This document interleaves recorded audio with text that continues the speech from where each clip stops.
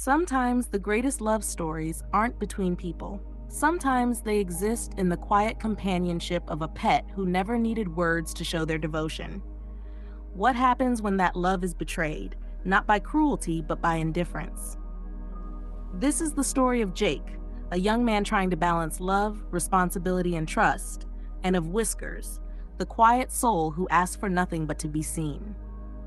Jake was 26, a software engineer in Seattle, lived alone in a modest apartment near Capitol Hill. His days were quiet, structured, morning coffee at the same corner cafe, work from 9 to 6, occasional weekend hikes, and the rest spent at home. But Jake was never really alone, because at the end of each day, someone always waited.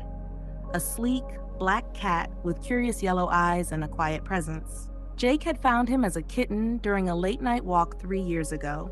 Cold, wet, shivering beneath a bench during a storm. He had wrapped the tiny creature in his hoodie, taken him home, and never looked back. Whiskers became more than a pet. He was comfort during long nights, company during lazy Sundays. He'd curl up on Jake's chest while he read, sit beside him when he worked, follow him room to room like a shadow with a heartbeat. Jake talked to him about work stress, about dreams, about things he couldn't say to people. Whiskers never judged, never walked away. Jake met Emily at a tech meetup. She wasn't like most people he met. She was sharp, assertive, had a dry wit that made him laugh, and an ambitious streak that mirrored his own. Things moved quickly. Dinners turned into late-night talks. Then came sleepovers. Then weekends together. Within 4 months, she was spending more nights at Jake's place than her own. At first, things felt perfect. But Jake noticed something, a subtle tension in the air when Whiskers was around. Emily never outright said she didn't like cats, but Jake could tell. She never touched Whiskers, always shooed him off the couch when she thought Jake wasn't looking. Once, she told a friend over the phone, "It's weird dating someone with a pet. It's like having a toddler around that you didn't ask for." Jake brushed it off. Not everyone connected with animals. He figured in time they'd warm up to each other, but they didn't.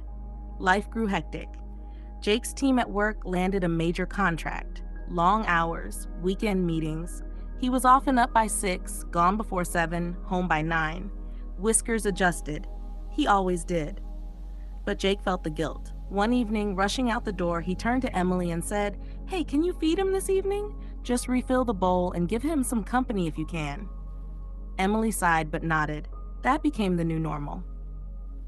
Jake didn't notice at first, the half-full water bowls, the untouched treats, the way Whiskers began hiding more when Emily was around. He told himself it was stress, that everything would be fine once work settled down. But Whiskers knew, and he was withdrawing. The day everything broke. It was a Thursday. Jake came home late again. The apartment was quiet, too quiet. "Whiskers?" he called. Nothing. He checked the bedroom, kitchen, under the couch, inside the closet, on the balcony. Gone. He felt his chest tighten. "Emily, did you see him today?" She looked up from her laptop. "No, why?" Jake's voice cracked. "He's not here." They checked every corner, called his name, looked in the hallway, asked the neighbors. Jake printed flyers, posted in lost pet groups, called shelters. That night, he barely slept. He lay awake, wondering where his best friend was. Was he cold? Hungry? Hurt? Emily stayed silent most of the time. She tried to act concerned, but there was a distance in her tone, like she was going through the motions. Jake noticed. He just didn't want to admit it. 17 days passed. Jake searched every alley, drove around blocks, walked late at night, whispering Whiskers into the dark. He skipped hangouts, lost focus at work, came home exhausted and more alone than he'd ever felt. Emily grew distant too. She avoided the topic, got annoyed when he brought it up. "It's been over 2 weeks, Jake," she said one night. "Maybe it's time to accept he's not coming back." Jake stared at her. Her words felt like a punch. "He's not just a pet. He's my family," he whispered. She looked away. 17 days later. It was a gray Monday. Rain threatened the sky but hadn't fallen yet. Jake was walking out of work when he saw a small group huddled near the street corner. A car had stopped. People were murmuring. A shape lay still on the road. Something dark. Jake's heart started pounding. He walked closer, then froze. It was Whiskers, curled unnaturally, motionless, those bright yellow eyes now dull and empty. Jake fell to his knees. He didn't care who watched.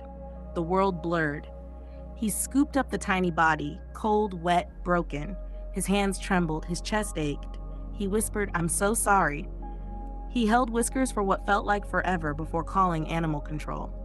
The only thing worse than losing someone you love is realizing they died alone, right outside the place you walked out of every day. That evening, Jake sat in silence. Whiskers' favorite blanket folded beside him, his food bowl untouched. The apartment felt dead. A neighbor knocked on the door, a middle-aged woman from across the hall. "I'm sorry about your cat," she said gently. "I thought you should know. My camera caught something that day." She handed Jake a USB stick. He plugged it in. There on the screen, Emily leaving the apartment, Whiskers sitting near the door. She looked at him, then looked away and left. She hadn't closed the door, not even tried. She let him out, on purpose. Jake confronted her. At first, she denied it.